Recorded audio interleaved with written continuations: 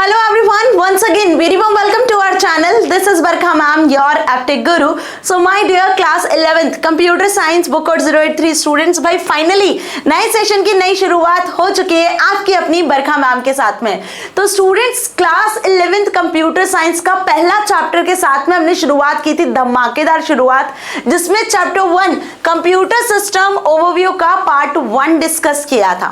अब जैसे कि आपको पता है कि कंप्यूटर सिस्टम जो होता है वो दो पार्ट से मिलकर बना है, one is hardware and one is software. तो लार्ज चैप्टर्स को हम पार्ट्स में कवर करने वाले हैं। अब हमने हार्डवेयर वाला पार्ट तो पूरा कवर कर लिया था, जिसका लिंक आपको डिस्क्रिप्शन में मिल जाएगा। तो जो भी स्टूडेंट्स आज पहली बार मेरे साथ इस सेशन में जुड़े हैं, बेटा चैनल को सब्सक्राइब कर लो, वीडियो का लिंक आपको मिल जाएगा, पूरी प्लेलिस्ट का लिंक मिलेगा। क्यों? क्योंकि हमने सिलेबस ऑलरेडी डिस्कस किया है और जो लेटेस्ट सिलेबस है उसी के अकॉर्डिंग पढ़ाई कर रहे हैं विद सुमिता अरोरा बुक। आज के इस सेशन में पार्ट 2 को कवर करेंगे, मतलब आज हम सॉफ्टवेयर्स के बारे में बात करेंगे। क्यों? क्योंकि कंप्यूटर सिस्टम में ना दो चीजें होती हैं जो बेसिकली बहुत इंपॉर्टेंट होती है, हार्डवेयर एंड सॉफ्टवेयर। यदि हार्डवेयर है आपके पास में और सॉफ्टवेयर नहीं है तो वो hardware is like a dead machine, computer is like a dead machine.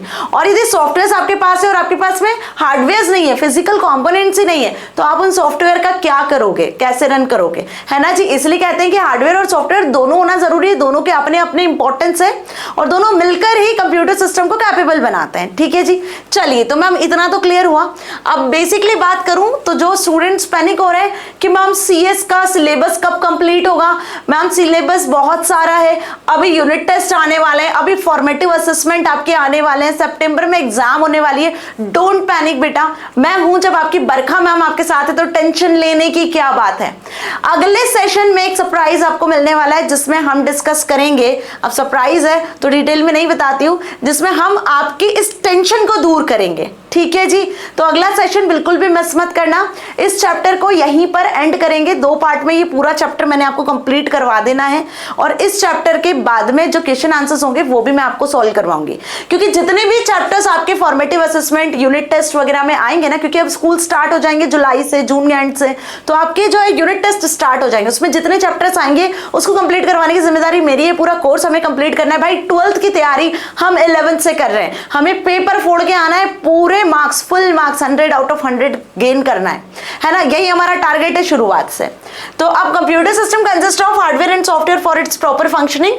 Hardware are the physical and tangible components of computer system that can be seen and touched, जिसमें CPU, processor, keyboard, mouse, monitor, printer. अब हमने variety of hardware devices पढ़ लिए थे, input device, output device, processing device, storage device, है ना जी। तो ये सब किस में आ जाते हैं, आपके हार्डवेयर में। तो ये वाला पार्ट तो लास्ट सेशन में पूरा कंप्लीट किया। आज पढ़ने वाले हैं हम सॉफ्टवेयर के बारे में। सॉफ्टवेयर क्या होते हैं? सॉफ्टवेयर कोई भी टेंजिबल या फिजिकल कॉम्पोनेंट नहीं होते हैं। तो क्या होते हैं ma'am? Software set of instructions होते हैं, प्रोग्राम्स की फॉर्मेट में जो आप कंप्यूटर सिस्टम में रन करते हो वो सॉफ्टवेयर्स होते हैं। जैसे कि आप वर्ड, एक्सेल, पावरपॉइंट का यूज करते हो, कोई म्यूजिक सॉफ्टवेयर का यूज करते हो, कोई वेबसाइट क्रिएट करते हो, कोई डेस्कटॉप एप्लीकेशन सॉफ्टवेयर बनाते हो। इवन जब आप सिस्टम को परचेज करने जाते हो तो सबसे पहला सॉफ्टवेयर आप अपने सिस्टम में इंस्टॉल करते हो, जिसे कहते हैं ऑपरेटिंग सिस्टम, है ना। तो सॉफ्टवेयर्स क्या होते हैं? यूजर्स को फैसिलिटी प्रोवाइड करते हैं, सेट ऑफ इंस्ट्रक्शंस और प्रोग्राम्स होते हैं जो कि कंप्यूटर सिस्टम को, हार्डवेयर को रन करने में कैपेबल होते हैं। मतलब हार्डवेयर काम कब करेंगे? जब उनमें सॉफ्टवेयर होंगे, अदरवाइज कोई भी वर्किंग पॉसिबल नहीं होगी।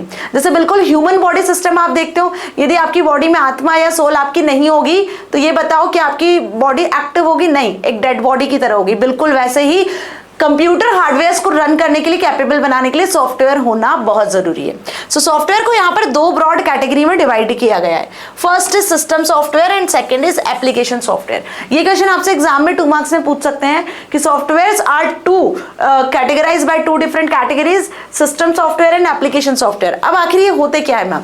तो देखो, सिस्टम सॉफ्टवेयर्स वो सॉफ्टवेयर्स होते हैं जो बेसिकली सिस्टम के लिए बनाए गए होते हैं। कंप्यूटर सिस्टम को भी रन करने के लिए कुछ सिस्टम के लिए सॉफ्टवेयर्स होते हैं जो सिस्टम के लिए ही होते हैं। मींस व्हाट, कि आपके कंप्यूटर सिस्टम में प्रोसेस को मैनेज करना है, प्रोसेसर को मैनेज करना है, मेमोरी मैनेज करना है, ठीक है, जितने भी यूएसबी डिवाइस कनेक्ट करते हैं उसको मैनेज करना है, बैकअप से रिलेटेड कोई फैसिलिटी प्रोवाइड करनी है। तो जो सिस्टम को फैसिलिटी दे रहे हैं कि सही तरीके से आपका सिस्टम काम करे, वो हो गए आपके सिस्टम रिलेटेड सॉफ्टवेयर्स। ठीक है, जिसमें एंटीवायरस, ऑपरेटिंग सिस्टम, ये सारे सॉफ्टवेयर्स आते हैं। और एप्लीकेशन बेस्ड सॉफ्टवेयर्स क्या हो जाते हैं? एप्लीकेशन बेस्ड सॉफ्टवेयर्स वो होते हैं जो कि यूजर और कंप्यूटर सिस्टम के बीच में इंटरैक्शन प्रोवाइड करते हैं। मतलब यूजर कंप्यूटर सिस्टम पे फ्री होकर इजीली इंटरैक्ट कर सकता है, काम कर सकता है, कंप्यूटर्स के थ्रू कम्युनिकेट कर सकता है, तो वो एप्लीकेशन सॉफ्टवेयर्स होते हैं। ठीक है, तो मैम अभी डिफरेंस तो क्लियर हो गया। वही यहां लिखा है कि a computer is a machine that knows nothing to itself. Computer एक डेड मशीन आप बोल सकते हो यदि उसमें सॉफ्टवेयर नहीं है, उसको नहीं पता क्या करना होता है, सारे काम सॉफ्टवेयर ही इंस्ट्रक्ट करता है in the forms of data and instructions और set of programs. So rather it requires instructions for each and everything it performs. These instructions are provided to it through software. जितनी भी instructions है ना, वो सब हम सॉफ्टवेयर के through ही कंप्यूटर्स में प्रोवाइड करते हैं। So the software that controls internal computer operations, data from input device transmitting, process information to the output device, checking system components, converting data instructions to the computer understandable form is known as system software। मतलब कि system का जो भी organisation हमने last session में पढ़ा था, क्या पढ़ा था मैम? कि इनपुट डिवाइस से डेटा इनपुट करना, ठीक है, और यहां पर मेमोरी तक पहुंचाना, फिर सीपीयू में आपकी दो चीजें आ जाती है, एएलयू, सीयू, यहां तक आपके डेटा को कैरी करना, ठीक है, और इसके बाद में फिर आउटपुट यूनिट तक डेटा को पहुंचाना। ये जो ऑर्गेनाइजेशन हो रहा है, इसके लिए जो इंस्ट्रक्शंस दे रहा है वो सिस्टम सॉफ्टवेयर होता है। अदरवाइज इनपुट डिवाइस को क्या पता क्या इनपुट देना है ना भाई? यहां पर एक सॉफ्टवेयर होगा जो इनपुट डिवाइस को इंस्ट्रक्ट करेगा कि भाई इनपुट लेकर जाओ, मेमोरी में स्टोर करवाओ। मेमोरी को इंस्ट्रक्ट करेगा, मेमोरी को मैनेज करेगा एक सॉफ्टवेयर कि अब प्रोसेसर के पास में प्रोसेसिंग के लिए टास्क जाना चाहिए, प्रोसेसर उसको एग्जीक्यूट करेगा। ये सब हमने पढ़ा है। तो इसके लिए ये काम अपने आप नहीं होते, कुछ सॉफ्टवेयर होते हैं जिनको सिस्टम सॉफ्टवेयर कहते हैं। अब वो कौन से सॉफ्टवेयर होते हैं मैम? तो वो होता है ऑपरेटिंग सिस्टम और लैंग्वेज प्रोसेसर। दो यहां पर सिस्टम सॉफ्टवेयर है जो बहुत ज्यादा इंपॉर्टेंट है। वाई? पहला ऑपरेटिंग सिस्टम बहुत इंपॉर्टेंट, जैसा इसका नाम वैसा इसका काम। ऑपरेटिंग सिस्टम पूरे सिस्टम को ऑपरेट करना, पूरा सिस्टम मतलब एवरीथिंग, हर एक डिवाइस, प्रोसेसर, आपका मेमोरी हो गया, जो भी चीजें कनेक्टेड होती हैं कंप्यूटर सिस्टम में, सारी चीजों को, इनपुट डिवाइस को, आउटपुट डिवाइस को, प्रोसेसिंग डिवाइस को, स्टोरेज डिवाइस को, सबको मैनेज करना ऑपरेटिंग सिस्टम का काम होता है। बिल्कुल वैसे जैसे किसी कंपनी में कोई manager sales department, purchase department, accounts department, customer से रिलेटेड जो सर्विस डिपार्टमेंट होता है, सबको मैनेज करता है, सारी इंफॉर्मेशन रखता है, सबकी रिपोर्ट्स बनाता है, सबको इंस्ट्रक्शंस देता है। बिल्कुल वैसे ही ऑपरेटिंग सिस्टम भी काम करता है कंप्यूटर सिस्टम में। ठीक है जी। अब ऑपरेटिंग सिस्टम का काम हो गया, primary goal in operating system is to thus make the computer system convenient to use, and secondary goal is to use computer hardware is an efficient manner. दो main goal होते हैं operating system के। पहला तो ये कि किसी भी कंप्यूटर सिस्टम को आप कन्वीनियंटली यूज कर सकते हो, मतलब आप अपनी सुविधा के अनुसार यूज कर पा रहे हो, ये ऑपरेटिंग सिस्टम आपको प्रोवाइड करता है फैसिलिटी। दूसरा इंपॉर्टेंट गोल ये होता है कि जितने हार्डवेयर हैं, है ना, वो एफिशिएंटली काम कर रहे हैं कि नहीं, मतलब सारे हार्डवेयर को चेक करने का काम ऑपरेटिंग सिस्टम का होता है। तो it is an important component of computer system which controls all other components of computer system. Computer system के जितने कंपोनेंट्स हैं सबको मैनेज करना, सबको कंट्रोल करने का काम ऑपरेटिंग सिस्टम का ही होता है।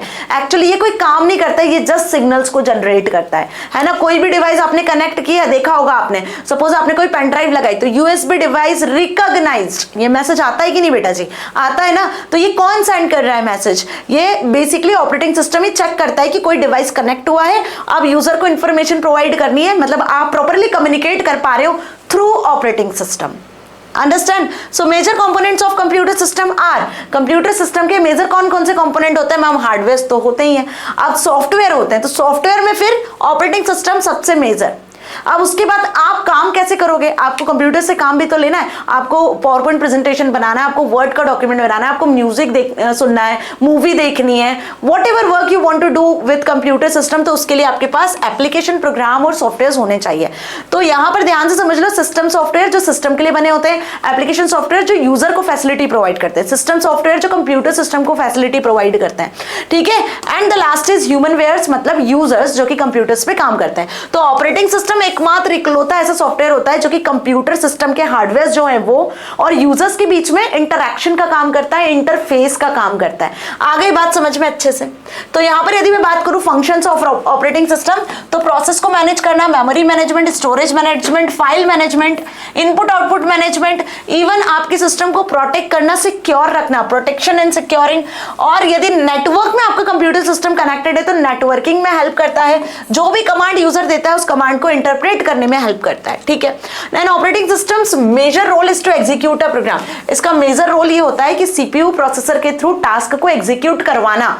अब कोई भी प्रोसेसर मिली सेकेंड्स के अंदर, नैनो सेकेंड्स के अंदर इतनी सारी टास्क को, 1000 ऑफ टास्क को एग्जीक्यूट करने की ताकत रखता है।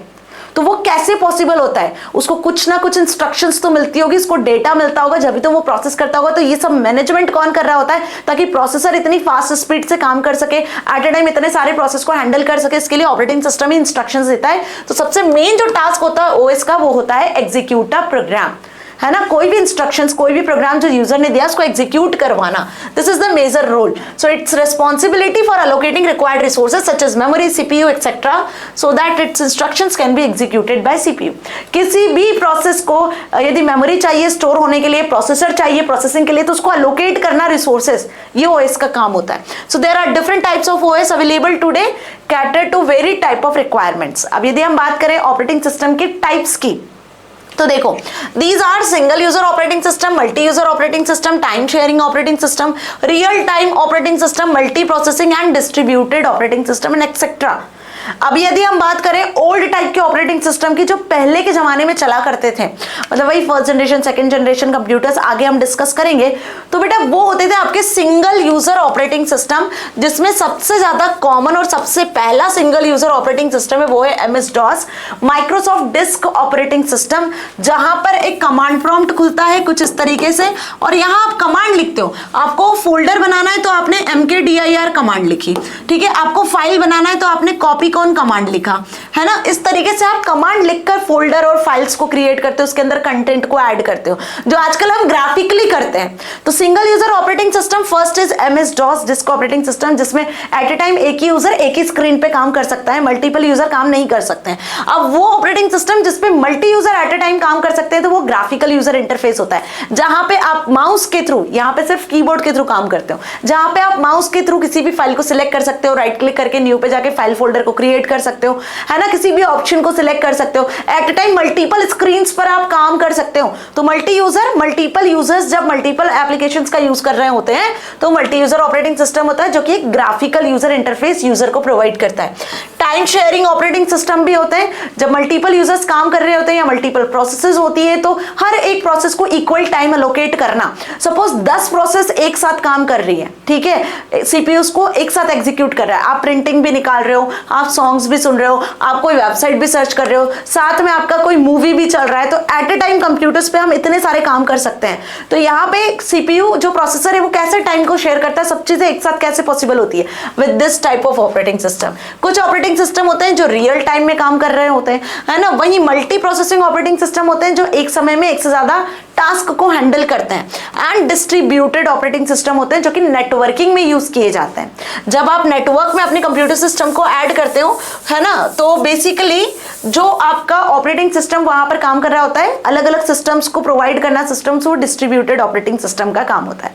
अब जब बात ऑपरेटिंग सिस्टम की आती है बेटा, तो सबसे पहले जब भी आप कोई सिस्टम या लैपटॉप परचेज करने जाते हो, मोबाइल परचेज करने जाते हो, तो वहां पे ओएस का जिक्र जरूर होता है। एक प्रोसेसर और एक ओएस, ये बहुत इंपॉर्टेंट होता है ना। तो प्रोसेसर तो आपका हार्डवेयर डिवाइस हो गया, लेकिन ओएस सॉफ्टवेयर होता है। कौन सा सॉफ्टवेयर आपको डलवाना है, ठीक है। आप डेल का परचेज करते हो लैपटॉप, तो आप विंडोज पे जा सकते हो, तो विंडोज ऑपरेटिंग सिस्टम जो कि आजकल बहुत ज्यादा लेटेस्ट विंडोज 10 11 पे काम कर रहे हैं हम।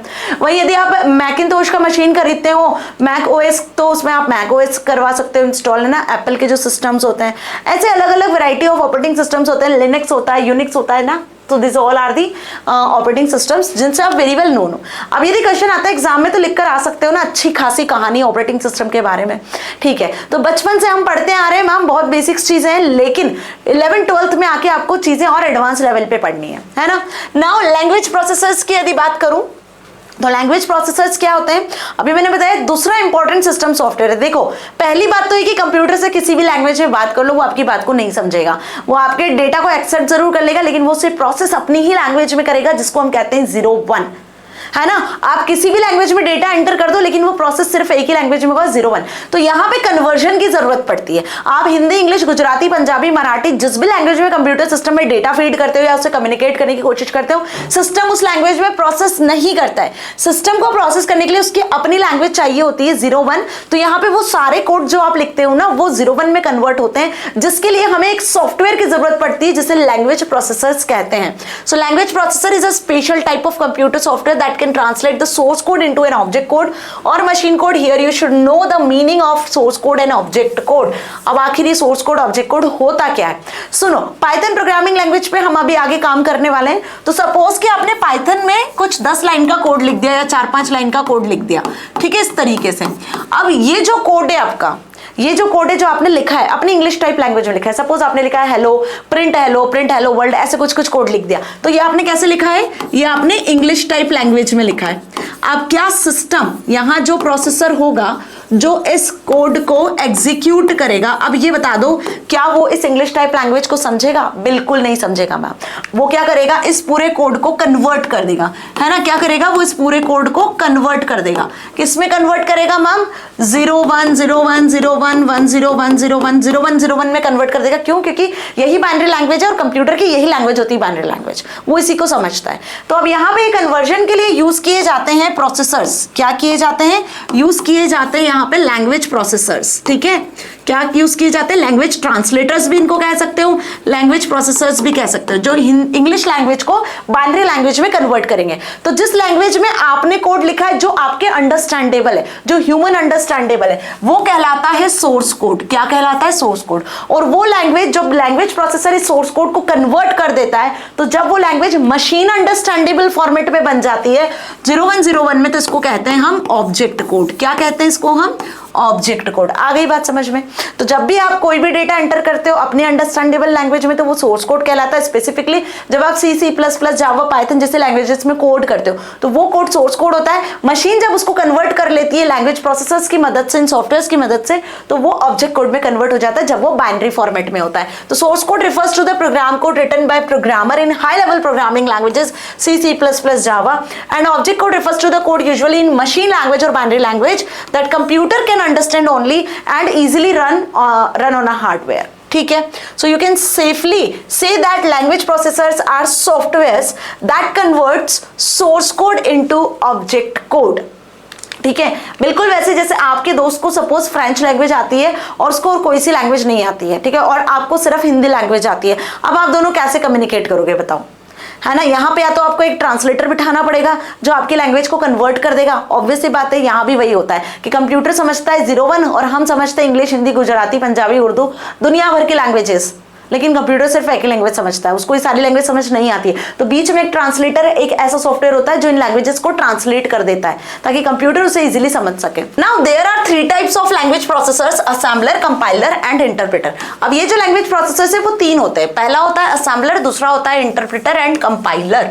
असेंबलर क्या होता है? This language processors converts the program written in assembly language into machine language.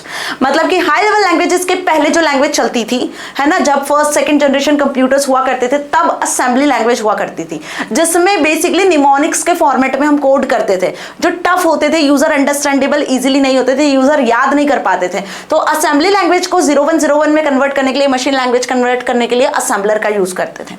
अब इंटरप्रेटर और कंपाइलर क्या होता है? ये लेटेस्ट हाई लेवल लैंग्वेजेस को कन्वर्ट कर देते हैं मशीन अंडरस्टैंडेबल लैंग्वेज में। इसमें सिर्फ एक डिफरेंस है और ये क्वेश्चन एग्जाम में आता ही आता है बेटा।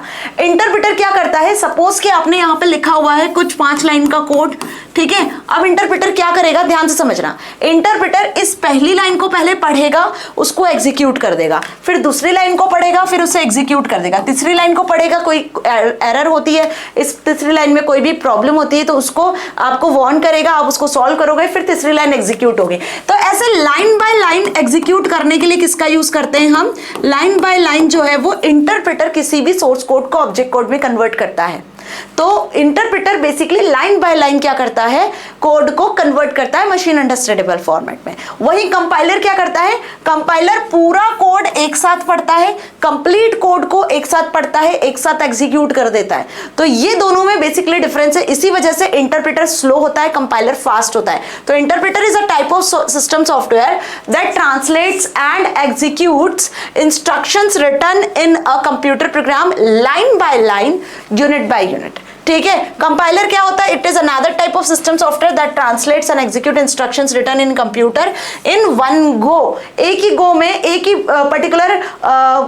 पर्टिकुलर स्टेप में पूरा जितना भी कोड लिखा हुआ है सबको कंपाइल कर देने का काम कंपाइलर का होता है।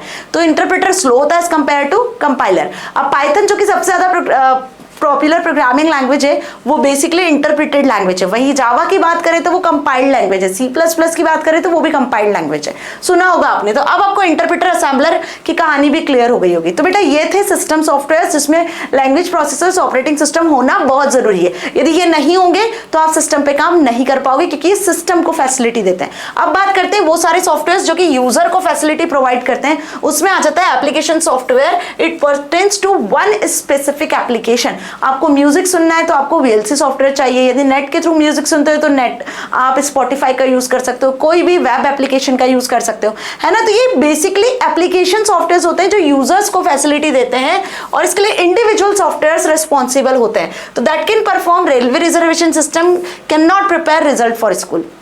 मीन्स कि हर एक एप्लीकेशन सॉफ्टवेयर का अपना यूज होता है। जैसे यदि आपके पास रेलवे रिजर्वेशन सिस्टम का कोई एप्लीकेशन है, IRCTC, तो उससे आप अपने स्कूल का रिजल्ट तो कैलकुलेट नहीं करवा सकते हो। तो हर एक एप्लीकेशन सॉफ्टवेयर अपने लिए काम करता है, उसका अपना स्पेसिफिक मतलब होता है, जो यूजर को वो सेम फैसिलिटी प्रोवाइड करता है जो वो चाहता है। अब रिजल्ट जनरेशन के लिए दूसरे सॉफ्टवेयर्स यूज किए जाते हैं।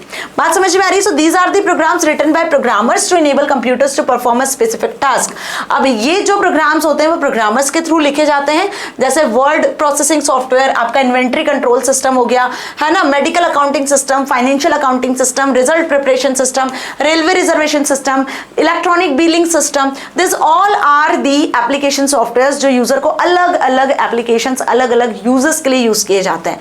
This can be further subdivided into 4 categories. जैसे सिस्टम सॉफ्टवेयर को 2 कैटेगरी में डिवाइड कर लिया, operating system and language processor. Application software को 4 कैटेगरी में डिवाइड कर लेते हैं, packages, utilities, customize software and developer tools. अब ये होते क्या है मैम? तो पैकेजेस सुनो ध्यान से। पैकेजेस की जब बात करती हूं तो सबसे एक बेस्ट एग्जांपल ले रही हूं जिसको सुनकर आपको सारी चीज क्रिस्टल क्लियर हो जाएगी। MS ऑफिस पैकेज का नाम सुना है, MS ऑफिस सूट का नाम सुना है। ये एक पैकेज है जिसके अंदर आपको बहुत सारे सॉफ्टवेयर्स मिलते हैं जिसकी मदद से आप अपने काम को कर सकते हो। जैसे मैं बात करूं वर्ड की, है ना, एक्सेल की, ये सारे पॉपुलर सॉफ्टवेयर्स हैं। पावर पॉइंट की बात कर लूं, ठीक है, MS एक्सेस की बात कर लूं, तो यहाँ पर इसके अलावा भी आउटलुक और इसके अलावा भी बहुत सारे ऐसे सॉफ्टवेयर्स होते हैं जो कलेक्टिवली एक पैकेज के अंदर आते हैं, और ये अलग अलग फैसिलिटीज यूजर को प्रोवाइड करते हैं। आपको स्लाइड्स बनानी है तो आप MS ऑफिस का पावर पॉइंट यूज कर सकते हो, आपको शीट बनानी है, स्प्रेडशीट, तो MS ऑफिस का एक्सेल यूज कर सकते हो, आपको डॉक्यूमेंटेशन बनाना है तो आप MS ऑफिस का वर्ड यूज कर सकते हो, आपको टैबुलर डेटा के साथ डील करना है तो MS एक्सेस पे जा सकते हो। तो यहाँ पे हर एक पर्टिकुलर टास्क के लिए इस एक पैकेज में आपको वैरायटी ऑफ सॉफ्टवेयर्स मिल जाने हैं। तो इस टाइप के एप्लीकेशन सॉफ्टवेयर्स क्या कहलाते हैं? पैकेजेस कहलाते हैं। अब ना सिर्फ MS ऑफिस, इसके अलावा Libre Office, Open Office suites, बहुत सारे ऑफिस सूट्स अवेलेबल है। इवन आप इंटरनेट पर भी based Google Slides, Google Docs, Google Sheets का यूज कर सकते हो, है ना। So packages only system software does not suffice for efficient use of computers because the system software exist mostly for benefit of computer. On the other hands the other programs, the application softwares are required to make the computer useful for people. जितने भी लोग computer पे काम कर रहे हैं, जो users computer पे काम कर रहे हैं, उनके लिए कंप्यूटर्स को अवेलेबल करवाना, उनके लिए कंप्यूटर्स को कैपेबल बनाना ताकि वो अपना काम कर सकते हैं। तो जितने सिस्टम सॉफ्टवेयर्स हैं वो कंप्यूटर्स के लिए बने होते हैं, लेकिन जितने एप्लीकेशन सॉफ्टवेयर्स हैं वो बेसिकली किसके लिए बने होते हैं? यूजर्स के लिए बने होते हैं, उनकी रिक्वायरमेंट को फुलफिल करने के लिए बने होते हैं। Now it may be numerous और थाउजेंड्स और मिलियंस ऑफ देम। अभी यदि आप कोई वेबसाइट भी सर्च करते हो ना तो इंटरनेट पे मिलियन बिलियंस में वेबसाइट्स अवेलेबल है, थाउजेंड्स में सॉफ्टवेयर अवेलेबल है। अभी सिर्फ आप एक ऑनलाइन शॉपिंग ही करने जाओगे तो आप देखोगे ऑनलाइन शॉपिंग के भी कितनी सारी वेबसाइट्स, कितने सारे सॉफ्टवेयर एप्लीकेशन अवेलेबल है ना। ना जी, जो यूजर के अकॉर्डिंग डिजाइन किए जाते हैं, जिसके थ्रू आप इजीली काम कर सकते हो. So rather some general softwares are designed that may be used by individual users in this manner. It suits their needs and requirement. Such general application softwares are known as packages. अभी package clear हुआ. अब इसके कुछ examples है वही word processing software, spreadsheet, database management system, desktop publishing software, graphics, multimedia presentation applications. नाम तो सुने होंगे आपने सभी सॉफ्टवेयर्स के, कुछ इमेजेस भी मैंने यहाँ पे लगाई हुई है. This all are the application softwares. Okay, अब बढ़ते हैं आगे यूटिलिटीज की तरफ. तो मैम यूटिलिटीज क्या हुआ? देखो, यूटिलिटी का मतलब भी फैसिलिटी होता है. अब ये यूटिलिटी सॉफ्टवेयर यूजर के लिए भी होते हैं और सिस्टम के लिए भी होते हैं. फॉर एग्जांपल कि आपने कोई बहुत इंपॉर्टेंट सी फाइल आपके सिस्टम में रखी हुई है. अब गलती से यदि वायरस अटैक हुआ आपके सिस्टम पे, तो वो फाइल आपकी करप्ट हो सकती है कि नहीं. तो इसमें आपके सिस्टम का भी लॉस होगा, इसमें आपका भी लॉस होगा. मेरी बात समझ में आई? तो ऐसे सॉफ्टवेयर्स जो सिस्टम के साथ साथ यूजर्स को फैसिलिटी प्रोवाइड कर रहे हैं, उन्हें यूटिलिटी सॉफ्टवेयर्स कहते हैं, जिसमें एंटीवायरस सबसे टॉप पर आता है. आप जैसे ही सिस्टम परचेस करते हो, तो ऑपरेटिंग सिस्टम के बाद जो दूसरा सॉफ्टवेयर आप इंस्टॉल करते हो, जिससे आपके सिस्टम की भी प्रोटेक्शन रहे और आपके डेटा की भी प्रोटेक्शन रहे, वो होता है एंटीवायरस सॉफ्टवेयर.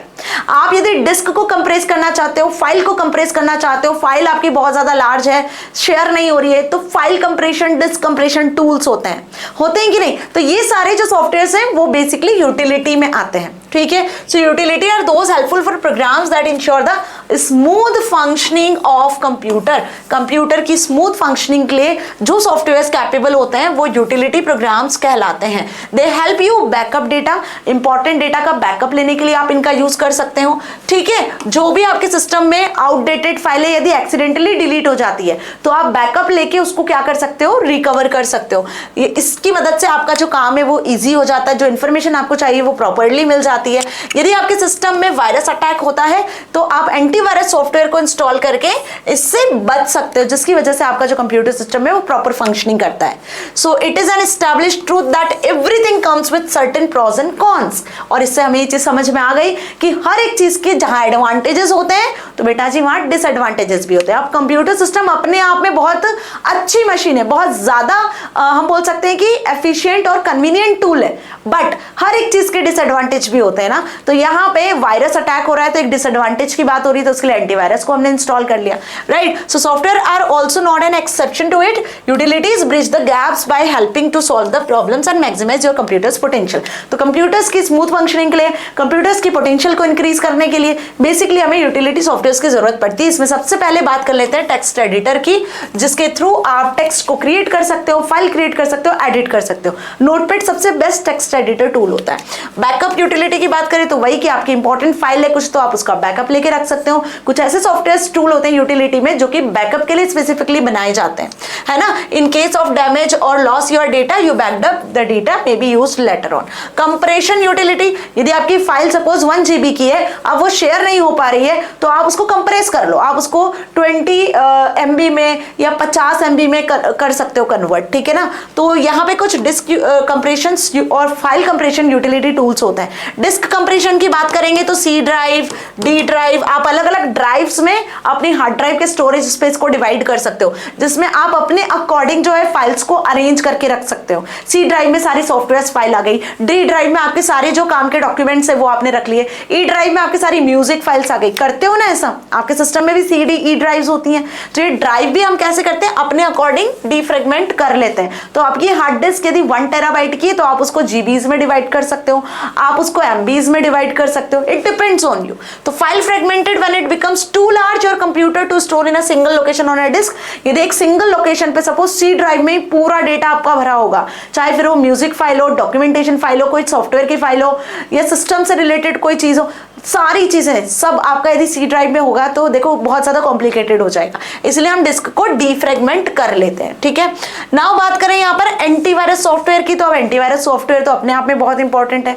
बहुत सारे एंटीवायरसेस होते हैं जो कि आपके कंप्यूटर सिस्टम को अटैक कर सकते हैं, जिसमें मेलवेयर्स आ सकते हैं, जिसमें बूट सेक्टर वायरस आ जाते हैं आपके. ठीक है. और कुछ ऐसे सॉफ्टवेयर होते हैं जैसे ट्रोजन हो गया, वॉर्म्स हो गया, जितने भी मैलिशियस सॉफ्टवेयर के नाम आपने सुने हैं वो हमारे कंप्यूटर सिस्टम को अफेक्ट करते हैं. कंप्यूटर सिस्टम के साथ साथ जो आपका डेटा होता है उसको भी अफेक्ट करते हैं, मेमोरी पर अटैक कर सकते हैं, इंपॉर्टेंट फाइल्स जो होती है उस पर अटैक कर सकते हैं। तो उसके लिए हमें वायरस फ्री रखने के लिए अपने कंप्यूटर सिस्टम को एक ऐसा एनवायरनमेंट प्रोवाइड करना होता है जिसके लिए हम एंटीवायरस सॉफ्टवेयर को इंस्टॉल करते हैं। तो यहाँ पर आपको अच्छे से पता है क्विक हिल हो गया, नेट प्रोटेक्टर हो गया, अवीरा हो गया, बहुत सारे पॉपुलर एंटीवायरस सॉफ्टवेयर है जिसको आप इंस्टॉल कर सकते हो। टाइम टू टाइम इसको अपडेट करना होता है ताकि किसी भी तरीके का कोई प्रॉब्लम ना हो सके, है ना जी। चलिए, तो अब आपको ऑपरेटिंग सिस्टम के साथ साथ सॉफ्टवेयर्स की कहानी अच्छे से समझ में आ चुकी है। तो ध्यान से देखो, जो भी कंप्यूटर के हार्डवेयर्स होते हैं, जिसमें हम बात करें किसकी, जिसमें हम बात करें सीपीयू, डिस्क, माउस, प्रिंटर, जितने हार्डवेयर है, ऑल द टेंजिबल पार्ट्स।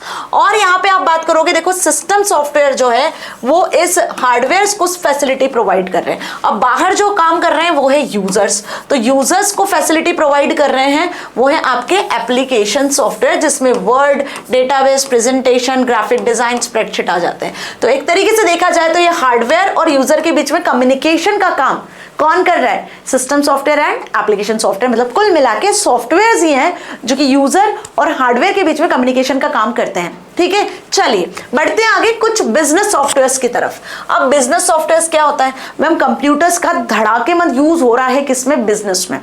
अभी आप देखो, एक छोटा सा शॉपकीपर भी, यदि मैं बात करूं एक सब्जी वाला भी होगा, एक छोटी सी शॉप वाला भी होगा, तो उसके शॉप पे आपको कंप्यूटर सिस्टम दिखेगा, है ना। कोई सब्जी वाले के पास भी जाते हो तो उसके पास भी आपको छोटा सा एक डिवाइस दिखता है, चाहे फिर वो पेटीएम, फोन पे, इसी का क्यों ना यूज करता, तो हर कोई टेक्नोलॉजी का यूज कर रहा है, हर कोई सिस्टम का यूज कर रहा है ना। तो बिजनेस में सबसे ज्यादा यूज होता है पर्टिकुलरली कंप्यूटर सिस्टम का, जहां पे बिजनेस रिलेटेड कुछ सॉफ्टवेयर्स होते हैं, ओके, जो लोगों की जनरल रिक्वायरमेंट को फुलफिल करते हैं। जैसे कोई कंपनी है, वो अपने अकाउंट्स को कंप्यूटराइज करना चाहती है, ठीक है, तो टैली नाम का एक सॉफ्टवेयर होता है जो इसमें बहुत हेल्प करता है। एक्चुअली ये अकाउंटिंग के लिए बना होता है। अब हर एक कंपनी अपने अकॉर्डिंग इस सॉफ्टवेयर पे काम करवाती है, क्योंकि उनके बिजनेस अलग अलग होते हैं, तो उसके अकॉर्डिंग काम होते हैं।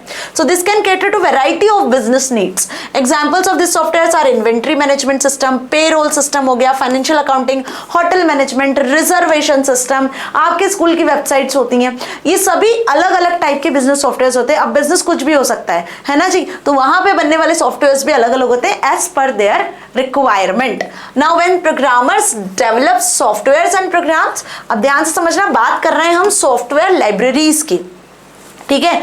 सॉफ्टवेयर लाइब्रेरीज क्या होती है, ये भी अपने आप में एक इंपॉर्टेंट चीज है। जब भी आप कोई हाई लेवल लैंग्वेज पे कोड करते हो ना, चाहे आप सी, सी प्लस प्लस, जावा, पाइथन की बात करो, तो पाइथन इतनी ज्यादा पॉपुलर लैंग्वेज क्यों है? आगे हम चैप्टर्स में पाइथन के बारे में पढ़ने वाले हैं ना, फाइल हैंडलिंग वगैरह जब पढ़ेंगे, पाइथन के बेसिक्स पढ़ेंगे, 12th में फाइल हैंडलिंग है, तो मैं वहां आपको पाइथन का यूज बताऊंगी कि why Python is so much popular, because वो लाइब्रेरीज रिच लैंग्वेज है।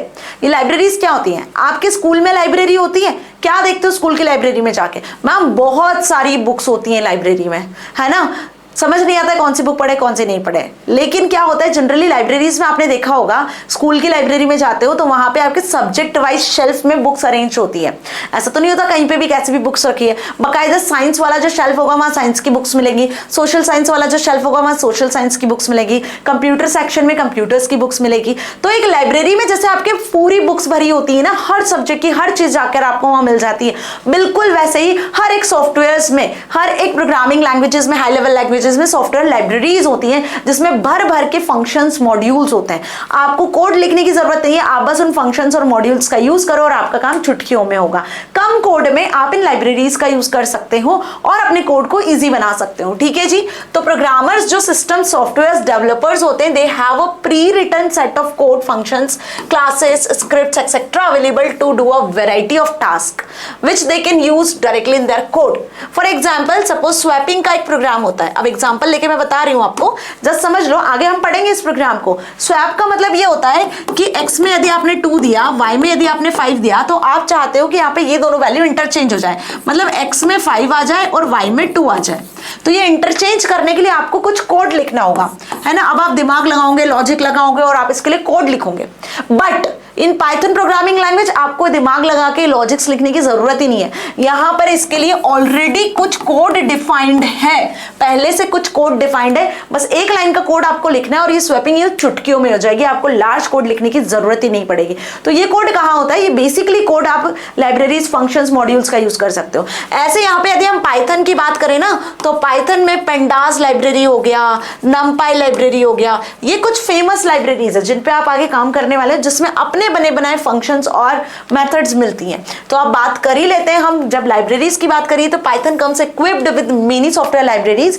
अब पाइथन क्यों पॉपुलर है? क्योंकि इसमें बहुत सारी लाइब्रेरीज है, बहुत सारी लाइब्रेरीज जो अलग अलग पर्पस के लिए यूज की जाती है। यदि हम numpy लाइब्रेरी की बात करें तो ये न्यूमेरिकल पाइथन के नाम से फेमस लाइब्रेरी है, जो कि न्यूमेरिकल डेटा के साथ में डील करती है। मतलब आपको कुछ कैलकुलेशंस करवाना है, न्यूमेरिकल डेटा पे कोई भी ऑपरेशन परफॉर्म करवाना है, तो एरेस के फॉर्मेट में, मैट्रिक्स के फॉर्मेट में आप यहाँ पे कैलकुलेशन परफॉर्म कर सकते हो। यहाँ पे जो फंक्शन होता है वो होता है एरे फंक्शन, जो बेसिकली कोई भी लिस्ट को आराम से क्रिएट कर सकता है, 1D 2D ND अरे में क्रिएट कर सकता है। ठीक है, दूसरा होता है SciPy scientific Python. It contains modules for linear algebra, optimization, integration and statistics. Maths में सुना होगा ना, 10 तक तो मैथ्स पढ़ा होगा जिसमें आपने स्टैटिस्टिक्स, अलजेब्रा सुना होगा। तो ये सारे फंक्शंस आपको स्कीपाई में मिल जाते हैं। अब सोचो आप यहाँ पर कि ये लाइब्रेरी में कितने सारे फंक्शंस होंगे, आपको कोड लिखने की जरूरत नहीं, आपको एक अलजेब्रा का फंक्शन सॉल्व करवाने की जरूरत नहीं है। आप डायरेक्टली उसके लिए क्या कर सकते हो, एक फंक्शन है बस उसको लिखोगे और काम हो जाएगा। दूसरी होती है पैंडास लाइब्रेरी। पैंडास लाइब्रेरी मतलब पैनल डेटा लाइब्रेरी। ठीक है, ये डेटा को एनालाइज करने में हेल्प करती है। जो टैब्यूलर डेटा होता है ना, उस टैब्यूलर डेटा से डील करने के लिए हमें इस लाइब्रेरी का यूज करना होता है। क्लियर? तो quick and easy data manipulation, aggregation and visualization के लिए पैंडास लाइब्रेरी का यूज किया जाता है। तो यहाँ पे मैंने कुछ पॉपुलर लाइब्रेरीज के फोटोज लगाए हुए हैं, आपको समझ में आएगा। मैटप्लॉटलिब लाइब्रेरी डेटा को विजुअलाइज करने के लिए हेल्प करती है। तो numpy, pandas, मैटप्लॉटलिब, स्कीपाई, टेंसरफ्लो, ऐसे बहुत सी लाइब्रेरीज होती हैं जो कि पाइथन प्रोग्रामिंग में हेल्पफुल होती हैं। ठीक है, चलिए अब बढ़ते हैं आगे, सॉफ्टवेयर की कहानी को खत्म करते हैं और इस चैप्टर को फिनिश करने के पहले ये वाला छोटा सा पार्ट और खत्म कर लेते हैं, ताकि आपका पूरा चैप्टर यहाँ फिनिश हो जाएगा। तो स्टार्ट से लेकर एंड तक पूरे सेशन में बने रहोगे तो आपको पूरा चैप्टर क्रिस्टल क्लियर होगा। ठीक है जी, चलो transitions from calculator to computer in smart devices. अब जहां हम इतनी बात कर ही रहे हैं मैम कि कंप्यूटर्स में सॉफ्टवेयर की इंपॉर्टेंस होती है, हार्डवेयर की इंपॉर्टेंस होती है, आखिर ये सॉफ्टवेयर हार्डवेयर कैसे आए, आखिर इसके पीछे क्या हिस्ट्री है, क्या इवोल्यूशन है। देखो, कंप्यूटर की जो शुरुआत हुई है वो एक बेसिक डिवाइस से हुई है जिसका नाम है एबेकस। अब एबेकस नाम का एक डिवाइस आपने देखा होगा जिसमें कुछ इस तरीके की बिट्स होती हैं, है ना, देखा होगा। ये बेसिकली कैलकुलेशन के लिए यूज किया जाता है। ठीक है, तो एबेकस से एक आइडिया जनरेट हुआ था ये कि हम भाई कैलकुलेशंस करवा सकते हैं, कंप्यूटेशंस करवा सकते हैं। ठीक है, तो यहां से ही कंप्यूटर्स की शुरुआत हुई। मतलब यहां से कंप्यूटर्स का आइडिया है कि क्यों ना एक ऐसी मशीन बनाई जाए जो कि कैलकुलेशंस कर दे। ठीक है, तो कंप्यूटर वर्ड कैसे पढ़ा, कंप्यूट वर्ड से। ठीक है, कंप्यूट वर्ड से उस मशीन का नाम, इलेक्ट्रॉनिक मशीन का नाम कंप्यूटर रख दिया, जिसके थ्रू आप किसी भी तरीके का कोई सा भी कैलकुलेशन चुटकियों में करवा सकते हो, with in a second, nano seconds में परफॉर्म करवा सकते हो। तो अब पहले जो कैलकुलेशन के लिए यूज होता था डिवाइस वो कौन सा था, एबेकस हो सकता है, कैलकुलेटर भी होता था, एबेकस के बाद कैलकुलेटर्स भी आए। तो यदि हम कैलकुलेटर्स, कंप्यूटर्स और स्मार्ट डिवाइसेस की बात करें, जो आजकल एआई की दुनिया है, बहुत सारे स्मार्ट डिवाइसेस हैं। यदि हम रिस्ट वॉच की बात करें, डिजिटल वॉच की बात करें, तो उसमें भी आप कॉल अटेंड कर सकते हो, उसमें भी आप इंटरनेट को एक्सेस कर सकते हो। एसी, फ्रिज, कूलर, टीवी सब स्मार्ट डिवाइसेस बने हुए हैं। गूगल टीवी का आप यूज करते हो। तो कंप्यूटर्स में, कैलकुलेटर्स में और स्मार्ट डिवाइसेस में क्या डिफरेंस है, पहले हम बात कर लेते हैं कैलकुलेटर की। तो देखो, कैलकुलेटर भी कैलकुलेशन का काम करता है, इसकी स्क्रीन साइज बहुत स्मॉल होती है। वहीं यदि हम कंप्यूटर्स की बात करें तो इसकी स्क्रीन साइज हाई रिजोल्यूशन के साथ होती है। इसमें सिर्फ कुछ ही कीज होती है जिनके थ्रू आप सिर्फ न्यूमेरिकल कैलकुलेशंस कर सकते हो। यहाँ पे कीबोर्ड नाम का एक डिवाइस होता है जिसमें आप कैसा भी डेटा एंटर कर सकते हो, है ना, और इसका जो इंटरफेस है वो भी इजी होता है। राइट, यहाँ पे जो प्रोसेसर लगा होता है कैलकुलेटर में वो लो प्रोसेसर लगा होता है, सिर्फ कैलकुलेशन के लिए यूज होता है। यहाँ एक हाई परफॉर्मेंस का जो है प्रोसेसर लगा होता है, ये बैटरी से चलता है, इसको इलेक्ट्रिसिटी की जरूरत नहीं होती है। लेकिन सीपीयू प्रोसेसर जो होता है वो भाई इलेक्ट्रिसिटी मांगता है, क्योंकि पावर और वोल्टेज के फॉर्मेट में ही डेटा को प्रोसेस किया जाता है। तो हाई परफॉर्मेंस का सीपीयू यहाँ चाहिए होता है। यहाँ पे कोई प्रोग्रामेबिलिटी की ज्यादा जरूरत नहीं पड़ती है, लेकिन एक कंप्यूटर सिस्टम को डिजाइन करने के लिए, ऑपरेटिंग सिस्टम जैसे सॉफ्टवेयर को डिजाइन करने के लिए हमें एक प्रोग्रामर की हाई प्रोग्रामिंग की जरूरत पड़ती है। ठीक है, ये हाई पावर लेता है, ये लो पावर, ये तो पावर ही नहीं लेता ना, ये तो बैटरी से चलता है। ठीक है, यहाँ पे लिमिटेड परफॉर्मेंस वाला सीपीयू होता है, यहाँ पे लिमिटेड मेमोरी स्टोरेज भी होता है। कुछ कैलकुलेशंस ऐसे होते हैं जो कैलकुलेटर में आप वापस रिपीट करवा लेते हो, तो वो कैलकुलेटर की एक लिमिटेड स्टोरेज एरिया में सेव हो जाते हैं। लेकिन यहाँ पे आपको हाई परफॉर्मेंस के साथ में मेमोरी चाहिए होती है, लार्ज स्टोरेज को आप यूज कर सकते हो। ठीक है, इसमें इंटीग्रेटेड सर्किट से बनी हुई माइक्रो प्रोसेसर चिप लगी होती है। यहाँ पे ऐसा कोई बड़ा डिवाइस नहीं लगा होता है प्रोसेसिंग के लिए, ये सिर्फ मैथमेटिकल और साइंटिफिक कैलकुलेशन के लिए यूज किया जाता है। तो अब यदि एग्जाम में कभी आ गया वैसे तो ये क्वेश्चन आता नहीं है, पर इन केस कभी आ गया कि भाई कैलकुलेटर और सीपीयू में कैलकुलेटर और कंप्यूटर में डिफरेंस बताओ, तो बताकर आ जाओगे आराम से, है ना। क्या डिफरेंस बताकर आओगे? देखो डिफरेंस तो आप ये पढ़ के बता ही दोगे, सारे पॉइंट्स यहाँ लिखे हुए हैं, आपकी बुक में भी लिखे हुए हैं, बुक का स्क्रीनशॉट मैंने यहाँ लगाया हुआ है ना, जो सुमिता अरोरा की बुक है। अब बढ़ते हैं आगे। कंप्यूटर और कैलकुलेटर में तो डिफरेंस देख लिया, लेकिन what about computers and smart devices? जो स्मार्ट डिवाइसेस आजकल हम यूज कर रहे हैं, जैसे मैंने बताया डिजिटल वॉच हो गया, AC, fridge, cooler, TV, microwave, Google TV, जिसका आप यूज कर रहे हो, जो स्मार्ट डिवाइसेस है, जो ऑटोमेशन पर बेस्ड है, भाई इनमें और कंप्यूटर में क्या डिफरेंस है? तो सुनो, इनका जो साइज होता है कंप्यूटर का, वो एक डेस्कटॉप पीसी की बात करें तो टेबल पे आप उसको फिट कर सकते हो, लेकिन ये जो स्मार्ट डिवाइसेस होते हैं ये पाम में भी फिट हो सकते हैं। यदि हम डिजिटल वॉच की बात करें, फिजिबल होते हैं, कन्वीनियंट होते हैं, कहीं भी लेकर जा सकते हो, है ना। पावर की बात करते हैं तो इसमें एक्चुअली इलेक्ट्रिसिटी चाहिए होती है, तभी ये कंप्यूटर्स वर्क कर सकते हैं, लेकिन ये बैटरी पे भी काम कर जाते हैं, इसमें रिचार्ज बैटरी लगाओगे तो आराम से काम करते हैं। यदि पोर्टेबिलिटी की बात करें तो डेस्कटॉप पीसी को ले जाना इधर उधर थोड़ा डिफिकल्ट होता है, लेकिन लैपटॉप, पामटॉप जो होते हैं उनको आप इजिली कैरी कर सकते हो ना, लेकिन उसमें ज्यादा डेटा नहीं रख सकते हो। वही स्मार्ट डिवाइसेस को आप इजिली कैरी कर सकते हो क्योंकि ये स्मॉल इन साइज होते हैं। वर्सेटिलिटी की बात करें तो भाई कोई भी मशीन है जो थकती तो नहीं है। कंप्यूटर में रिपीटेडली कितना भी काम करवा लो, थकेगा क्या मशीन? नहीं। ह्यूमन थक सकते हैं लेकिन मशीन नहीं थकती है।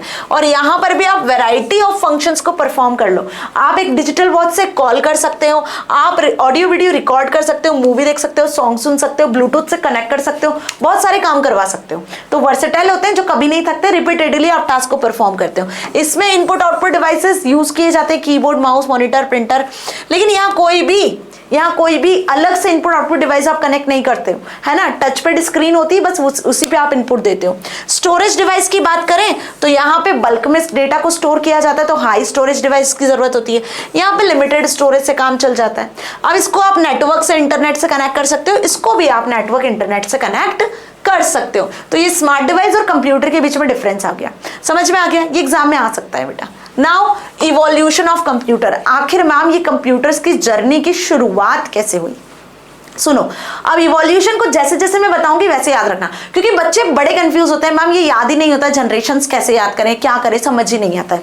कंप्यूटर्स की शुरुआत, जैसे मैंने बताया कि यहाँ पर कंप्यूटर्स की कुछ जनरेशंस हैं जिसमें कंप्यूट वर्ड से कंप्यूटर की शुरुआत हुई। एक्चुअल में इसमें कैसे डेवलपमेंट आपको देखने को मिलेंगे, है ना। जो फर्स्ट जनरेशन कंप्यूटर्स थे उसमें कुछ लिमिटेशंस थी, उन लिमिटेशंस को सेकंड जनरेशन कंप्यूटर्स ने ओवरकम किया। सेकंड जनरेशन के कंप्यूटर्स में कुछ लिमिटेशन थी जिसको थर्ड जनरेशन ऑफ कंप्यूटर्स ने ओवरकम किया। तो किसी भी चीज में लिमिटेशंस होती है बेटा, आप में, हम में, सब में कुछ ना कुछ कमियां होती है। उन कमियों को दूर करके कैसे आपको आगे बढ़ना है वो बेसिकली जनरेशन सिखाती है। देखो, फर्स्ट जनरेशन कंप्यूटर्स 1940 से 1956 तक चले। इसमें यूज होने वाली टेक्नोलॉजी थी वैक्यूम ट्यूब, ये याद रख लेना। 1940 से 1956 वैक्यूम ट्यूब यहां यूज किए जाते थे। ये एमसीक्यूज में आपसे पूछ सकते हैं, दैट्स व्हाई, है ना, जो लाइन अंडरलाइन कर रही हूं। अब इसके क्या ड्रॉबैक्स थे वो ध्यान रखो। वैक्यूम ट्यूब्स वाले जो कंप्यूटर सिस्टम हुआ करते थे फर्स्ट जनरेशन के, वो बड़े बड़े रूम के अंदर फिट होते थे, बिग इन साइज होते थे, lot of hit generate process करते थे, इसलिए इसमें ज्यादा काम नहीं किया जा सकता, बेसिक कैलकुलेशंस आप यहां करते थे। So big clumsy computer, reliable नहीं होते थे, इसमें बार बार इलेक्ट्रिक फेलियर के चांसेस होते थे, इसके लिए और ज्यादा हीट प्रोड्यूस करते थे। तो लॉट ऑफ हीट प्रोड्यूस करने की वजह से इसमें एयर कंडीशनिंग प्रोवाइड करनी होती थी, इसका स्टोरेज एरिया भी कम होता था। नाउ इसमें मशीन लैंग्वेज में प्रोग्रामिंग होती थी। अब मशीन लैंग्वेज आपको क्लियर है ना, वही 0101 वाली लैंग्वेज। सोचो जिस प्रोग्रामर बेसिकली जो यहाँ पर फर्स्ट जनरेशन कंप्यूटर पे काम करते थे, उन्हें हर एक कोड 0101 में याद करना पड़ता था, तब वो इसमें प्रोग्रामिंग कर पाते थे। ठीक है, तो फर्स्ट जनरेशन में जो प्रोग्रामिंग लैंग्वेज यूज होती थी वो कोई हाई लेवल लैंग्वेज नहीं थी, वो सिर्फ और सिर्फ एक लैंग्वेज थी, दैट इज मशीन लैंग्वेज। हम कंप्यूटर से कंप्यूटर की भाषा में ही बात करते थे। ठीक है, तो यही सारे जो पॉइंट्स हैं, यही इसके लिमिटेशंस हुए और इसी को ओवरकम किया किसने? सेकंड जनरेशन ने। अब इस टाइम पे जो कंप्यूटर्स थे जो बिग इन साइज थे, आपने देखा होगा एनीवेक, यूनिवेक, है ना, electronic numerical integrator calculator, EDVAC, EDSAC, इनके नाम तो सुने होंगे आपने। ठीक है, इस टाइम पे कोई भी इनपुट डिवाइस, कोई भी आउटपुट डिवाइस यूज नहीं किया जाता था, ना ही कोई बेसिकली हम बात करें स्पेसिफिक यूएसबी ड्राइव वगैरह यूज किए जाते थे। यहाँ पे मैग्नेटिक ड्रम्स के फॉर्मेट में डेटा स्टोर किया जाता था और डेटा को स्टोर करने के लिए पंच कार्ड या पेपर टेप का यूज करते थे। ठीक है, अब बढ़ते हैं आगे। Ma'am second generation of computers कब से आए? तो 1956 से 63 में सेकंड जनरेशन कंप्यूटर्स का यूज किया जाने लगा, जिसमें जो टेक्नोलॉजी आई वो वैक्यूम ट्यूब को रिप्लेस करके आ गई ट्रांजिस्टर्स। तो आखिर मैम ट्रांजिस्टर्स का क्या यूज होता है? ट्रांजिस्टर्स जो होते हैं बेसिकली वैक्यूम ट्यूब से स्मॉल इन साइज होते हैं, वैक्यूम ट्यूब से थोड़ी कम हीट जनरेट करते हैं।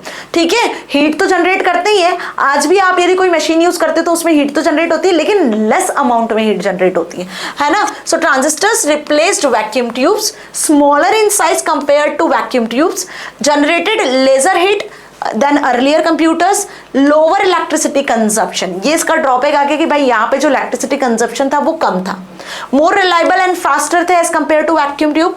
एंड मशीन लैंग्वेज के साथ साथ मैंने जिक्र किया था अभी आपसे कुछ देर पहले सेशन में जब हमने लैंग्वेज प्रोसेसर पढ़ा था कि एक असेंबली लैंग्वेज के नाम की लैंग्वेज थी, तो यहाँ पे मशीन लैंग्वेज के साथ साथ सेकेंड जनरेशन कंप्यूटर में असेंबली लैंग्वेज को यूज किया जाता था। तो असेंबली लैंग्वेज के लिए जो लैंग्वेज ट्रांसलेटर था वो असेंबलर यूज होता था। कब? 1956 से 63 के कंप्यूटर्स में। और ये असेंबली लैंग्वेज निमोनिक्स में लिखी जाती थी, मतलब कुछ रजिस्टर्स के नाम, एक्यूमुलेटर्स के नाम, इनके नाम हम याद करके कोड करते थे। तो टिपिकल तो ये भी थी। अब यहाँ इनपुट आउटपुट डिवाइस का यूज किया जाने लगा। Teletypewriters, punch cards वही यूज होते थे। जैसे आज keyboard, mouse, monitor, printer use करते हैं, वो यहाँ यूज नहीं होते थे। ठीक है, अब इसमें IBM 1400, 7000 series, control data 3600, this are the examples of second generation computers. ठीक है, इतना समझ में आया। चलिए आगे बढ़ते हैं थर्ड जनरेशन ऑफ कंप्यूटर पर। ये जनरेशन आई 64 से लेकर 71, 1964 से 71। यहां से एक्चुअल में कंप्यूटर की दुनिया की शुरुआत हुई थी। मतलब एक्चुअल में यहाँ पे प्रोसेसर को बिल्ड किया गया, IT इंटीग्रेटेड सर्किट्स को। ठीक है, मतलब जो प्रोसेसर में चिप लगी होती है ना, वो IC चिप होती है, इंटीग्रेटेड सर्किट, जिसमें फास्ट कैलकुलेशंस करवाया जा सकता है। तो यहाँ पे IC इंटीग्रेटेड सर्किट को इंट्रोड्यूस किया गया, जो अगेन एक कंडक्टर चिप होती है, सिलिकॉन मटेरियल से बनी होती है, और इसमें कुछ ट्रांजिस्टर्स को लगाया गया था डेटा को प्रोसेस करने के लिए, है ना। तो ये IC चिप होती है, smaller, faster, more reliable, transistor से भी छोटा, स्मॉलर साइज में होता है, लो पावर कंजप्शन यहाँ भी है। हाई लेवल लैंग्वेजेस का थर्ड जनरेशन कंप्यूटर से यूज किया जाने लगा, मतलब पास्कल, फोर्ट्रॉन, ऐसी जो हाई लेवल लैंग्वेजेस थी, पुरानी जो लैंग्वेजेस थी, है ना, उनको यहाँ पे यूज किया जाने लगा। यहाँ पे स्टोरेज डिवाइस का यूज किया जाने लगा। स्टोरेज डिवाइस में आपके DRAM आ गया, core memory, hard disk, floppy disc introduce हो चुकी थी। 4 मेगाबाइट से लेकर 100 मेगाबाइट्स तक की डेटा स्टोरेज थी। कीबोर्ड और प्रिंटर का यूज किया जाने लगा इनपुट और आउटपुट डिवाइस के फॉर्मेट में। तो अभी कंप्यूटर सिस्टम की बात करें तो IBM 360, ICL 1900, IBM के हनीवेल के जो कंप्यूटर्स थे, ICL के जो कंप्यूटर्स थे, वो बेसिकली आपकी थर्ड जनरेशन में इंक्लूड हुए। नाउ फोर्थ जनरेशन पे आ जाए तो जो अभी हम एट प्रेजेंट यूज कर रहे हैं 1971 से लेकर आज तक, जिसमें हम IC बेस्ड प्रोसेसर का यूज कर रहे हैं, माइक्रो प्रोसेसर, जिसमें थाउजेंड्स ऑफ ट्रांजिस्टर्स लगे होते हैं। ठीक है, और ये और स्मॉल इन साइज आने लगे, तभी तो कंप्यूटर का साइज एक बिग रूम से धीरे धीरे एक टेबल पे रखने वाले कंप्यूटर मशीन की तरह हो गया। तो एक बिग से स्मॉल साइज कैसे हुआ, वो ऐसे ही हुआ। तो यहाँ पर आप सुनते हो, आप माइक्रो प्रोसेसर सोचते हो, इंटेल का, पेंटियम का जो माइक्रो प्रोसेसर है ना, वो बेसिकली यहीं से शुरुआत हुई थी। ठीक है, so large and very large integrated circuits का यूज किया जाने लगा। IBM और एप्पल जैसे जो कंपनीज है, उन्होंने माइक्रो प्रोसेसर सीरीज को लॉन्च किया था, वही लेकर आए थे सबसे पहले। पोर्टेबल कंप्यूटर्स को डेवलप किया और यहां से डेटा कम्युनिकेशन की एक अच्छी शुरुआत हुई थी। ठीक है जी, यहां जो लैंग्वेज यूज की जाती थी वो थी हाई लेवल लैंग्वेजेस, मतलब इसमें आप C++, जावा, पाइथन जैसी प्रोग्रामिंग लैंग्वेजेस की बात कर सकते हो। साथ ही यहाँ पे जो स्टोरेज कैपेसिटी है वो MB से गीगाबाइट और टेराबाइट तक पहुंच चुकी है। ठीक है जी, आगे बात समझे। इनपुट आउटपुट डिवाइस की बात करें तो variety of input output device को आप यूज कर सकते हो, keyboard, mouse, monitor, printer, joystick, light pen, है ना, बारकोड रीडर, प्लॉटर्स, स्पीकर्स, सारे इनपुट आउटपुट डिवाइस यहाँ यूज होते हैं। मेमोरी चिप्स यहाँ मिल जाती है, hard disk, floppy disk, CD, DVD, pen drive वगैरह सब यूज होने लगी। ठीक है, तो यहाँ पे हम पेंटियम के सिस्टम्स की बात कर लें, IBM, डेल कंपनी की बात कर लें, मैकिंतोश की बात कर लें, है ना, और वहीं आपके AMD राइजन के जो कंप्यूटर सिस्टम्स होते हैं उनकी बात कर लें, ये सब इसके अंदर आ जाते हैं। तो इस तरीके की चिप यूज होने लगी थी वैक्यूम ट्यूब और ट्रांजिस्टर्स को हटाकर। At last that is fifth generation computer, जो प्रेजेंट एंड बियॉन्ड, आज और आज के बाद भी चल रहे हैं। तो इस पर्टिकुलर कंप्यूटर सिस्टम में जो टेक्निक यूज की जाने लगी, दैट इज आर्टिफिशियल इंटेलिजेंस। तो भाई एआई की दुनिया है, रोबोटिक्स वगैरह सारी चीजें आप सुन रहे हो, आजकल देख रहे हो, डिफरेंट डिफरेंट टाइप के रोबोट्स होते हैं, उनको डिजाइन करने के लिए हमें स्पेसिफिक लैंग्वेज में कोड करना आना चाहिए, नॉलेज होना चाहिए एआई और एमएल का, है ना जी। तो बेसिकली यहाँ पे पैरेलल प्रोसेसिंग और सुपर कंडक्टर्स का यूज किया जाने लगा। पैरेलल प्रोसेसिंग मतलब बहुत सारे प्रोसेसर्स मिलकर टास्क को एग्जीक्यूट कर रहे हैं और वो भी एक साथ, this is known as parallel processing. Superconductors का यूज किया जाने लगा, जिसमें बेसिकली आप देखोगे यहाँ पर कि फास्टर ट्रांसफर होता है, कंप्यूटर्स और कंप्यूटर्स के कंपोनेंट्स के बीच में जो ट्रांसफर होता है वो हाई स्पीड के साथ में ट्रांसफर होता है। मतलब सुपर कंडक्टर मटेरियल्स के साथ में, सेमी कंडक्टर मटेरियल्स के साथ में आपको डिवाइसेस यहाँ मिलते हैं। ओके, तो intelligent systems could control route of missile and defence system that could help in attacks वगैरह। तो आप देखते हो कि यहाँ पर ये इसके एग्जाम्पल्स हैं, जैसे अभी आपने इंडिया पाकिस्तान के बारे में सुना था, ऑपरेशन सिंदूर चला था, कैसे इंडिया वालों ने, हमारे जो आर्मी ऑफिसर्स हैं, डिफेंस डिपार्टमेंट है, उन्होंने कैसे पाकिस्तान की सारी मिसाइल्स को वहीं ध्वस्त कर दिया था, वहीं ढेर कर दिया था, वो सिर्फ इसी के बेसिस पर। ठीक है, so word processes that could be controlled by means of speech recognition. आजकल स्पीच रिकॉग्निशन है, गूगल एलेक्सा सिरी से आप बोलकर बात करके अपना काम करवा सकते हो, कुछ भी टाइप नहीं करना है मैम। गूगल ट्रांसलेटर्स का यूज कर सकते हो, गूगल मैप का यूज करते हो, जो सबसे बड़ी अचीवमेंट है एआई बेस्ड यदि हम बोल रहे तो एआई टूल में। अब इनपुट आउटपुट डिवाइसेस यहाँ भी वही सब है, और कंपोनेंट्स की बात करें तो यहाँ पे रोबोट्स एंड रोबोटिक डिवाइसेस की बात आ जाती है, बाकी हार्डवेयर डिवाइसेस और स्टोरेज डिवाइसेस वही सारे हैं। अब इसके बाद में लास्ट टॉपिक पे आ चुके हैं हम, जिसका नाम है ट्रबल शूटिंग कंप्यूटर ऑपरेशंस।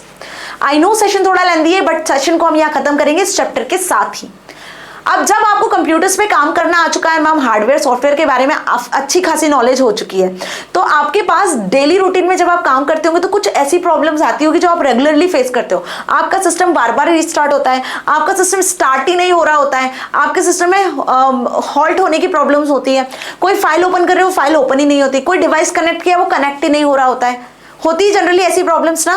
तो उसको कैसे ट्रबल शूट किया जा सकता है? तो while working on computer you may encounter certain problems, your system won't boot और बूट रिपीटेडली और हीट्स अप और show blue screen again and again. So such problems you should know basic trouble shooting techniques, then what you are going to talk about is this chapter. First is general tips. तो पहले हम इसके बारे में कुछ general tips जान लेते हैं। तो आपको पहली चीज तो ये ध्यान रखनी है बेटा जी, क्या आपको यहाँ पे ध्यान रखना है कि यदि ऐसी कोई प्रॉब्लम होती है तो आपको सबसे पहले जो टिप्स अब मैं बताऊंगी वो ध्यान रखना है कि कैसे ट्रबल शूट करना है, और साथ ही इन सारी प्रॉब्लम से बचना कैसे। ठीक है, तो ऑलवेज चेक द केबल्स। जब भी सिस्टम को ऑन करते हो, यदि आपने कोई डिवाइस कनेक्ट किया है तो बेटा पहले उसकी केबल्स को चेक करो। सपोज आपका माउस काम नहीं कर रहा है तो एक बार माउस की केबल चेक करो, क्या केबल आपकी लूज तो नहीं है या केबल में कुछ प्रॉब्लम तो नहीं है जिसकी वजह से वो काम नहीं कर रहा है ना। So firstly check all related cables connections of your computer. Suppose power cable पीछे से लूज हो गई है, कभी कभी पावर केबल को निकालकर फूंक कर लगाने से वापस से सिस्टम आपका स्टार्ट हो जाता है, जो स्टार्ट नहीं हो रहा होता है।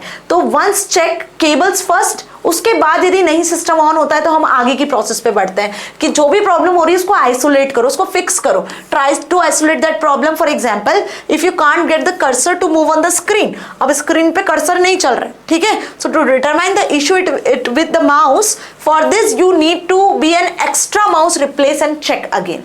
मतलब सपोज माउस काम नहीं कर रहा है, आपने केबल वेबल सब चेक कर लिया, फिर भी माउस का कर्सर मूव ही नहीं कर रहा है, तो जरूरी माउस में ही कोई प्रॉब्लम हुई होगी। तो या तो आप एक एक्स्ट्रा माउस रखो अपने साथ, या फिर आप लैपटॉप वगैरह यूज करते हो तो उसमें तो माउस की जरूरत ही नहीं पड़ती, आप ऐसे भी यूज कर सकते हो ना। तो प्रॉब्लम को फिक्स करने की कोशिश करना चाहिए। Now try restarting your computer. या समटाइम्स ऐसा होता है कि हम कंप्यूटर को रीस्टार्ट करते हैं तो भी सारी चीजें चलने लग जाती है, जो एप्लीकेशन ओपन नहीं हो रही होती है वो एप्लीकेशन भी ओपन हो जाती है, क्योंकि कभी कभी सिस्टम भी स्टक हो जाता है बीच में, है ना। जब आप बहुत सारी एप्लीकेशन को एक साथ स्टार्ट कर लेते हो तो ये प्रॉब्लम आती है, जनरली सिस्टम आपका हैंग भी होने लगता है। So sometimes when you seem to stuck up, try restarting your computer from the standard shutdown and restart method. ठीक है, now take notes about error messages. अब कभी कभी कुछ ऐसे एरर मैसेजेस आ जाते हैं जो हमें समझ ही नहीं आ रहे होते हैं मैम, तो उसके बारे में हमें प्रीयर इन्फॉर्मेशन होनी चाहिए। जैसे आपने पेन ड्राइव लगाई तो यूएसबी डिवाइस रिकॉग्नाइज, मतलब पेन ड्राइव आपकी एक्टिव है और अब आप उसमें डेटा स्टोर कर सकते हो या डेटा का बैकअप ले सकते हो। वही समटाइम्स क्या होता है, कोई पेन ड्राइव करप्ट होती है या कुछ होता है, तो आपने पेन ड्राइव लगाई होती है तो आपको मैसेज आता है कि this USB device doesn't recognise. तो यदि आपको नॉलेज है तो आपको वो एरर मैसेज समझ में आ जाएगा, नहीं है तो वो एरर मैसेज पढ़ के आप परेशान होते रहोगे। तो वही लाइन यहाँ लिखी कि take notes about error messages if your computer gives you error message ना, be sure that write down and much information as possible. जितनी ज्यादा इन्फॉर्मेशन हो सकती है उस एरर से रिलेटेड आप इन्फॉर्मेशन लो और इस प्रॉब्लम को सॉर्ट आउट करने की कोशिश करो। कभी कभी कुछ फाइल्स ऐसी होती हैं जो आपके सिस्टम में नहीं होती और उसको भी सर्च करने की कोशिश करते हो तो ऑपरेटिंग सिस्टम आपको एक मैसेज देता है दैट फाइल नॉट फाउंड, तो वो हमें समझ में आ जाता है ना। So if the basic trouble shooting steps don't work, you need the information. Program run slowly, isn't working right, program is completely unresponsive, ये सारे मैसेजेस आपने देखे होंगे। So this are the tips जो कि ध्यान रखनी है। वैसे ये क्वेश्चन आता नहीं है एग्जाम में, पर क्योंकि चैप्टर हमारा कंप्यूटर बेसिक्स है तो उसके साथ में हमें ये सारी चीजें डिटेल में पढ़नी तो है। ठीक है जी, तो इसी के साथ में इस सेशन को यहाँ खत्म करती हूँ, साथ में इस चैप्टर को भी हम यहाँ पर दी एंड करते हैं और अब बढ़ेंगे अगले सेशन से पाइथन प्रोग्रामिंग की तरफ। और उससे पहले एक सरप्राइज आप सभी के लिए, जिसके लिए आप पैनिक हो रहे हो कि मैम कब सिलेबस खत्म करेंगे, कैसे करेंगे, एग्जाम आने वाले हैं, तो सारा सॉल्यूशन आपकी बरखा मैम के पास है। टेंशन लेने की बात नहीं है क्योंकि बरखा मैम आपके साथ है। ठीक है जी, तो अगले सेशन को बिल्कुल भी मत करना क्योंकि बहुत इंपॉर्टेंट होने वाला है। यदि चैनल को सब्सक्राइब नहीं किया है तो जल्दी से सब्सक्राइब कर लो। प्लेलिस्ट का लिंक आपको डिस्क्रिप्शन में मिल जाएगा जहां से प्रीवियस जो वीडियोस है उनको एक्सेस कर सकते हो, सिलेबस एक्सेस कर सकते हो, है ना जी। तो मिलेंगे नेक्स्ट सेशन में, till then stay happy, thank you so much.